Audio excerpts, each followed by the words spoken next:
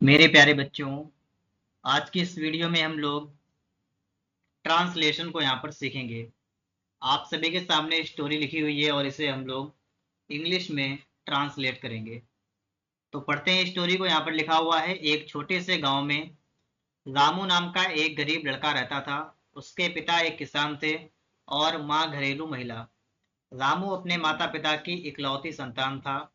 वह बहुत ही मेहनती और ईमानदार था। उसके माता पिता ने उसे हमेशा अच्छाई और सच्चाई का पाठ पढ़ाया था। एक दिन रामू स्कूल से घर लौट रहा था। तभी उसे रास्ते में एक बटुआ पड़ा हुआ मिला। उसने बटुए को उठाया और देखा कि उसमें काफी सारे पैसे थे।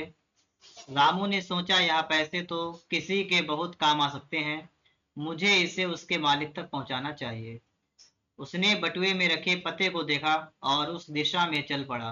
वह पता गांव के एक धनी व्यापारी का था।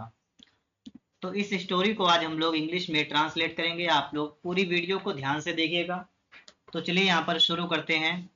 एक छोटे से गांव में क्या था, रामू नाम का एक गरीब लड़का रहता था।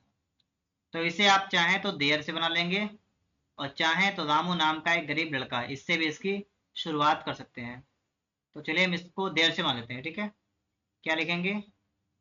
देर। रहता था है आपका, तो आपका पास्ट इंडेफिनिट में है, ठीक है। तो सेकेंड फॉर्म यहाँ लगा लेंगे लिव की, ठीक है। तो लिखेंगे देयर लिव्ड। कौन रहता था? एक गरीब लड़का। तो गरीब की होगी पुअर, तो हो जाएगा ए पुअर बॉय, ठीक है। There lived a poor boy.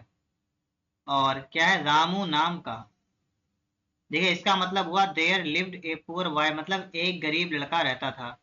और है रामू नाम का, तो इसके लिए आप इसका लिख लेंगे नेम्ड रामू। इसका मतलब हो जाएगा जिसका नाम क्या था? रामू था, ठीक है। नेम्ड रामू, इस तरीके से। तो क्या हो गया कि there lived a poor boy named Ramu. और कहा? एक छोटे से गांव में। तो लिखेंगे इन। इनका मतलब होता है में। और ए स्मॉल और विलेज। क्या हुआ? There lived a poor boy named Ramu in a small village. आगे देखिए। उसके पिता एक किसान थे। उसके पिता हो जाएगी हिज फादर। हिज फादर मतलब उसके पिता। वाज माने थे। एक किसान तो ए फार्मर। और की क्या रहेंगे? एंड। माँ घरेलू महिला, तो माँ की होगी मदर। और क्या थे? घरेलू महिला मतलब हाउस वाइफ, तो लिखेंगे ए हाउस वाइफ।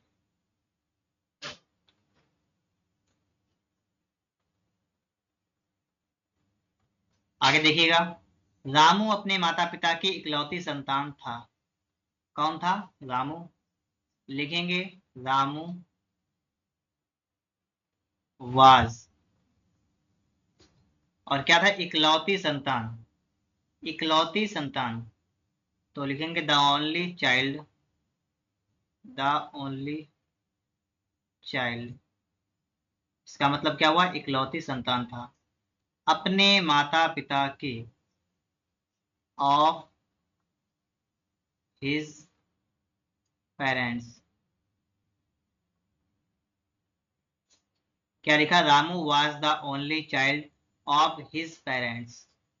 आगे है, वह बहुत ही मेहनती और ईमानदार था। लिखेंगे ही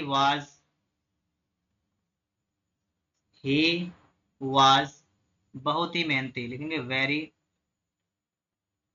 हार्ड वर्किंग।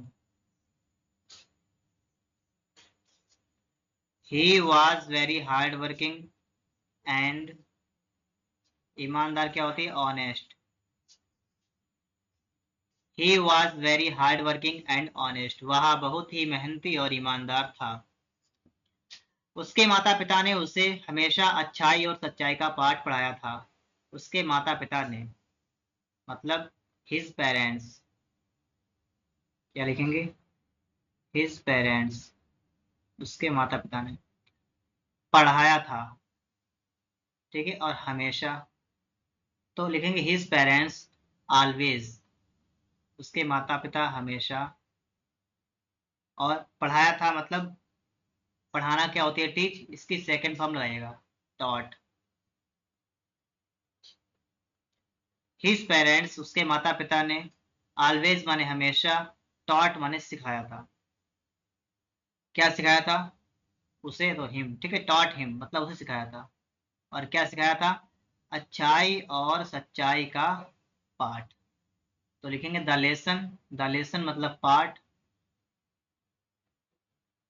ऑफ अच्छाई, तो लिखेंगे गुडनेस एंड सच्चाई, ट्रुथ। हिज पेरेंट्स, उसके माता पिता ने, ऑलवेज माने हमेशा, टॉट माने सिखाया था या पढ़ाया था, और हिम का मतलब उसे, उसके माता पिता ने उसे हमेशा सिखाया था the lesson of goodness and truth, मतलब कि अच्छाई और सच्चाई का पाठ। आगे लिखा है एक दिन, सभी को पता होगी वन डे, एक दिन। रामू स्कूल से घर लौट रहा था। क्या हो जाएगा, रामू वाज, देखिए स्कूल से घर लौट रहा था, लौटना मतलब वापस होना, रिटर्न, तो क्या लिखेंगे, returning. One day Ramu was returning, लौट रहा था, और स्कूल से, और घर, तो लिखेंगे रिटर्निंग होम, और कहाँ से, फ्रॉम स्कूल, ठीक है, स्कूल से। आगे देखिए, तभी उसे रास्ते में एक बटुआ पड़ा हुआ मिला, देखेंगे व्हेन, ठीक है,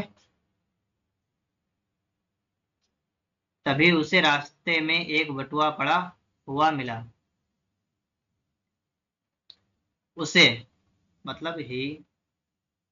अब देखिए यहाँ पर लिखा है कि उसे रास्ते में एक बटुआ पड़ा हुआ मिला, तो इसके लिए हम क्या करेंगे, ही उसे एक बटुआ मिला, तो ही फाउंड, ठीक है, सेकेंड हम लाएंगे, ही फाउंड, उसने पाया, he found a wallet, he found a wallet मतलब उसने एक बटुआ पाया, और कहाँ, रास्ते में, तो ऑन द रोड, ठीक है, इनने लगाएंगे, ऑन लगाएंगे, ऑन द रोड। आगे देखिएगा, उसने बटुए को उठाया, ही, देखिए उठाया, उठाना क्या होती है, पिकअप, तो जाएगा picked up, he picked up, उसने उठाया बटुए को, द वैलेट, और देखा, एंड सा, और देखा, देखा है कि, तो लगाएंगे दैट, एंड सा दैट, उसमें काफी सारे पैसे थे। तो इसे आप चाहें तो इट से बना लें, चाहे तो आप देर से बना लें, ठीक है, इट से हो जाएगा, ठीक है, लिख लेंगे it had a lot of money, और यह आप लोग बनाएंगे there, there was a lot of money, तो हम लिखे लगे यहाँ पर, ठीक है, there was a lot of money, और कहाँ था उसमें, तो इन, और बटुआ के लेकर आएंगे इट, बस बन गया, ठीक है, there was a lot of money in it, उसमें ढेर सारे पैसे थे। लास्ट पैराग्राफ आपका बचा हुआ है, रामू ने सोचा, क्या लिखेंगे, रामू थॉट, क्या सोचा, आगे पढ़िएगा, यह पैसे तो किसी के बहुत काम आ सकते हैं, यह पैसे, दिस मनी,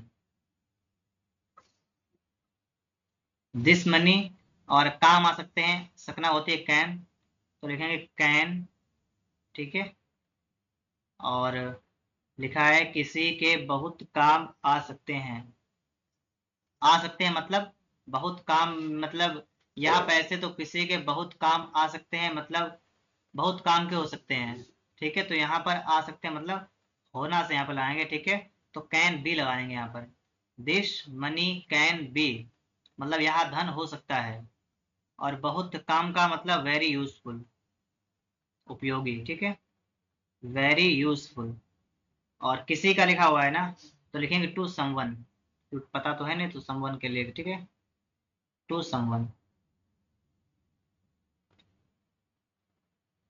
ठीक है। यहां तक आप सभी के समझ में आ गया होगा।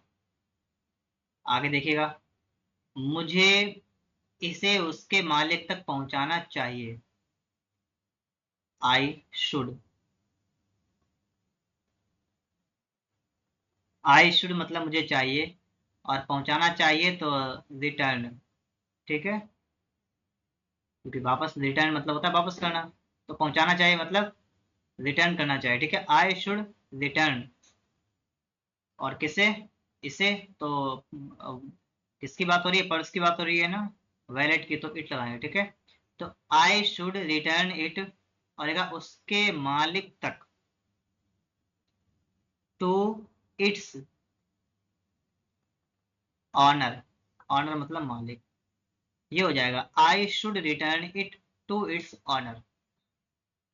आगे देख क्या लिखा है, उसने बटुए में रखे पते को देखा, ही लुक्ड,